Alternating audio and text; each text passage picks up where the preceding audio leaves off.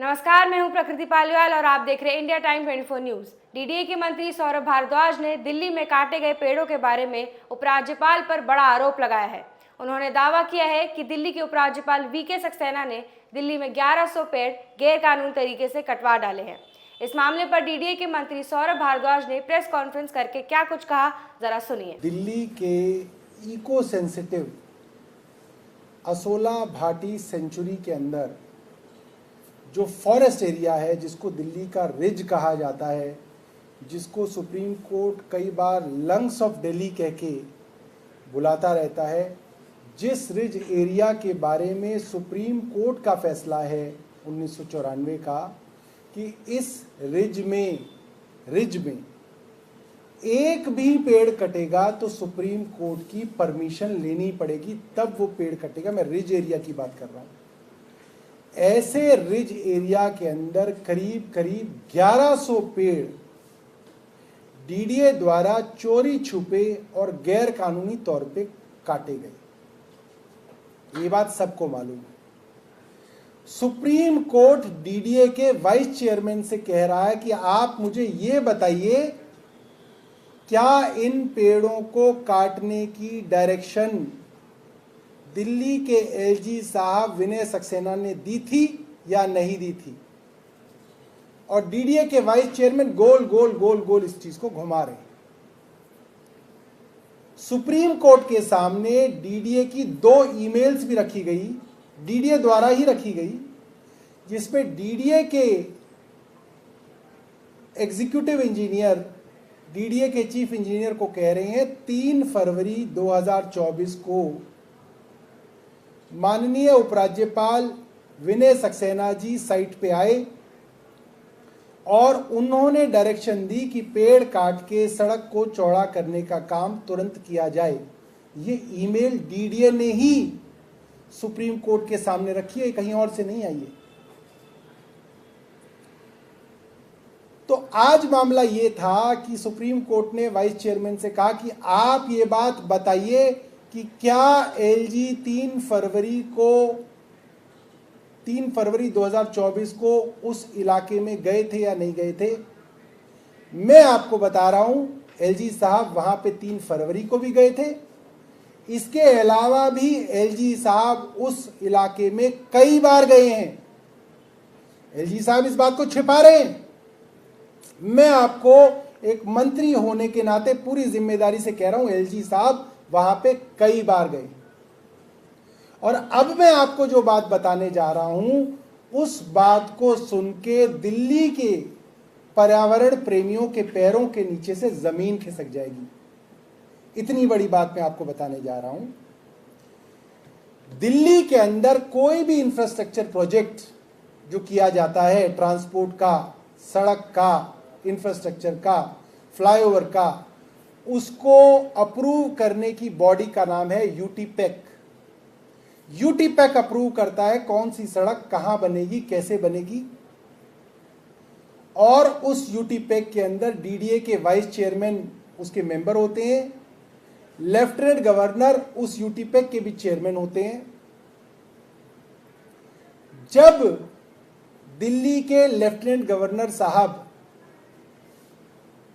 विनय सक्सेना जी बनाए गए, वह महीना था मई 2022। इस बात को ध्यान रखिएगा, मई 2022 में विनय सक्सेना जी दिल्ली के लेफ्टिनेंट गवर्नर बनाए गए।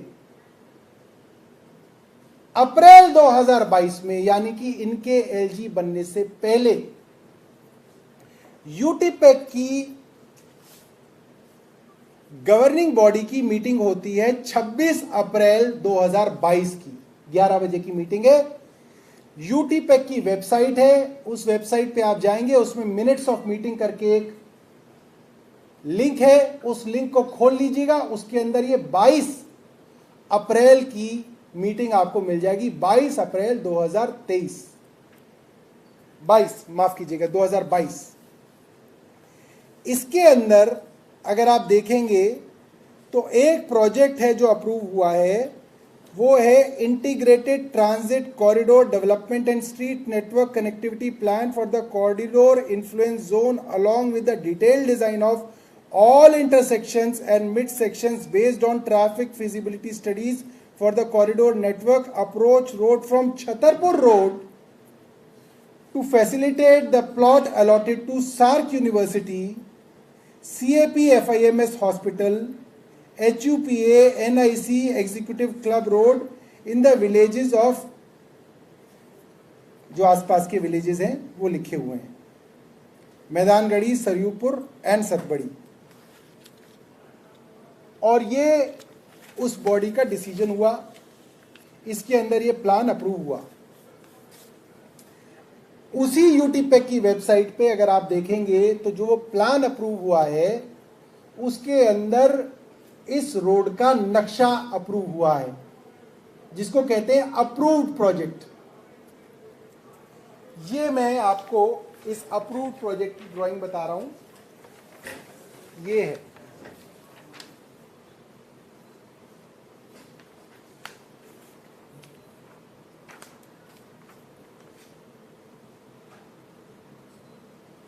ये यूटीपेक की वेबसाइट पे है।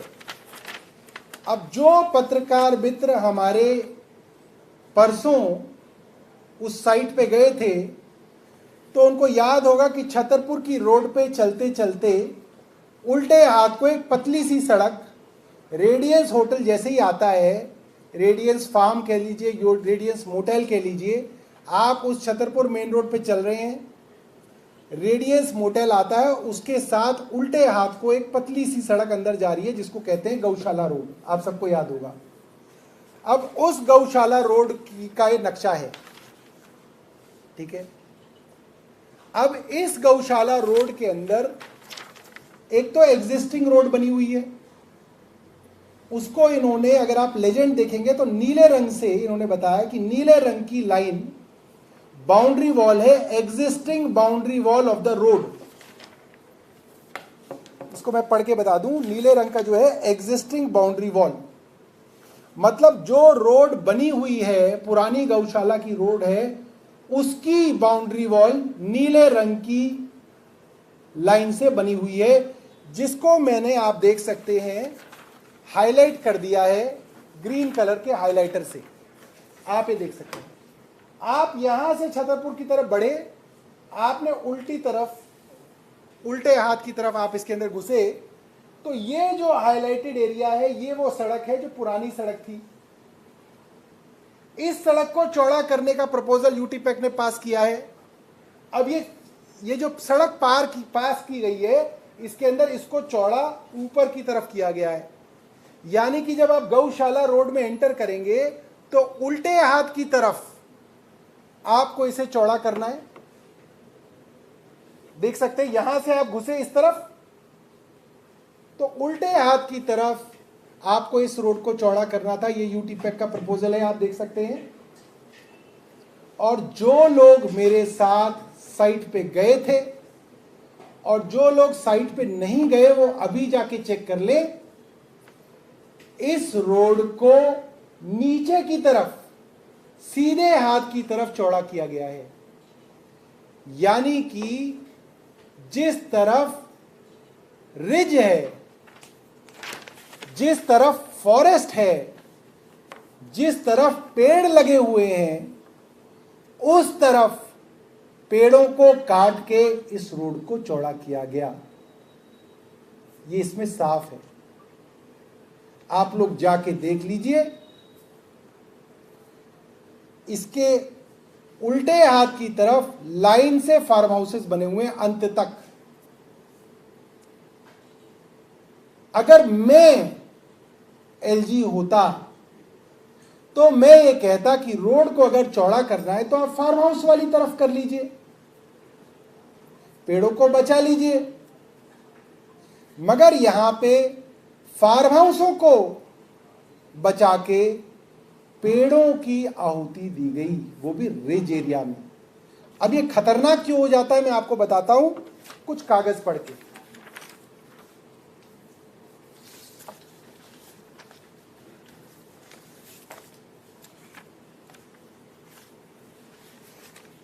हुआ ये था कि 3 फरवरी को एलजी साहब ने यहां पे दौरा किया और और बताया जाता है करीब 14-15 फरवरी के आसपास पेड़ों को काटना शुरू किया गया और पूरे फरवरी ये पेड़ काटे गए।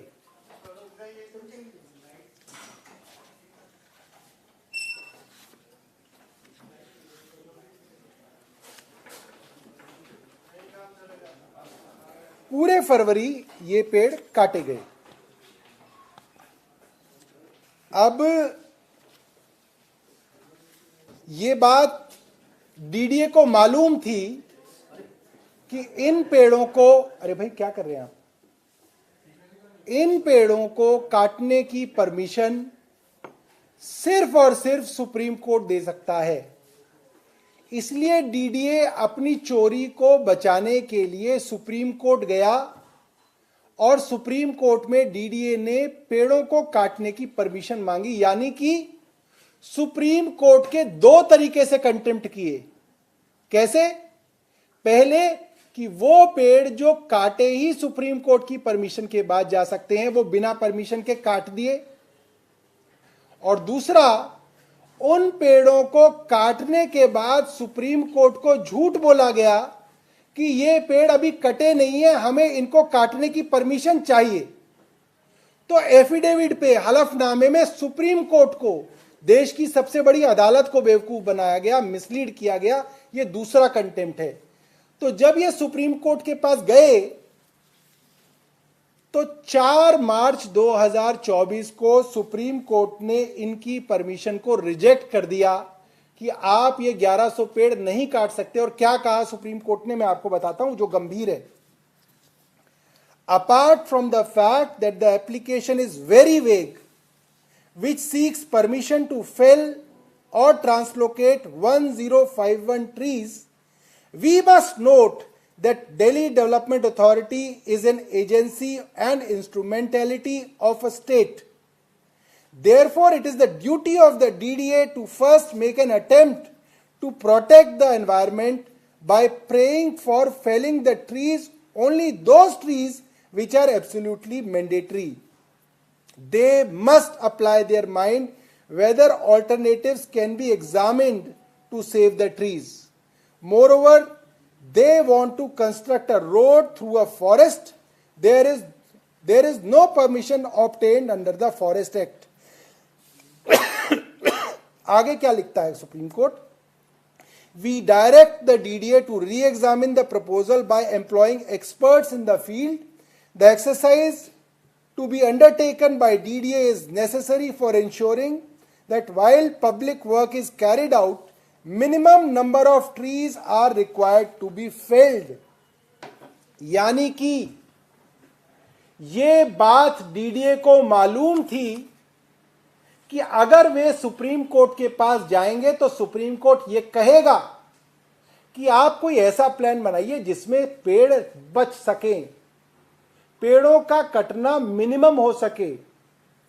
और फिर डीडीए को मजबूरन अपनी सड़क को चौड़ी करने के लिए फार्म हाउसों की जमीन लेनी पड़ती, जो कि ऐसा दिखता है, प्रतीत होता है कि डीडीए फार्म हाउसों की जमीन नहीं लेना चाहता था, फॉरेस्ट की, रिज की जमीन लेना चाहता था और उस पे पेड़ काटना डीडीए को मंजूर था। मगर फार्म हाउसों की जमीन ले ली जाए, बड़े बड़े करोड़पति अरबपति लोगों की जमीन ले ली जाए, ये बात डीडीए को मंजूर नहीं थी। ये बहुत बड़ी बात है। जानते बूझते पेड़ों को काटने का निर्णय लिया गया। यूटीपैक के पास प्रोजेक्ट को भी बदला गया और पेड़ों की आहुति दी गई। ये एक बहुत बड़ा, मुझे लगता है, आरोप आज डीडीए पे लग रहा है। और मैं चाहूंगा एलजी साहब, जो कि डीडीए के चेयरमैन हैं और कई बार उस प्रोजेक्ट के सिलसिले में गए हैं, मैं नहीं समझता कि कोई भी आदमी उस जगह पे जाएगा और उसकी नजर से ये बात छिप जाएगी कि उल्टे हाथ पे तो लाइन से फार्म हाउस ही फार्म हाउस है और सीधे हाथ पे लाइन से जंगल ही जंगल है। आपको वो सड़क चौड़ी करनी है तो कोई भी आदमी कहेगा जंगल को बचाने के लिए फार्म हाउसों की जमीन एक्वायर की जाए। वहां कोई आबादी तो रह नहीं रही, ऐसा नहीं है कि हजारों लोग बेघर हो जाएंगे। इक्के दुक्के लोग रहते हैं फार्म हाउसों के अंदर, और उनके फार्म हाउसों का अगर एक हिस्सा ले भी लिया जाएगा तो भी फार्म हाउसों में इतनी जमीन बच जाएगी कि फार्म हाउसों के अंदर लोग अपना जीवन जी सकते हैं। इस खबर में फिलहाल इतना ही। देश और दुनिया की तमाम खबरों के लिए आप हमारे साथ बने रहिए और देखते रहिए इंडिया टाइम 24 न्यूज। खबरों से खबरदार रहने के लिए चैनल को सब्सक्राइब करें और प्रेस करें बेल आइकन।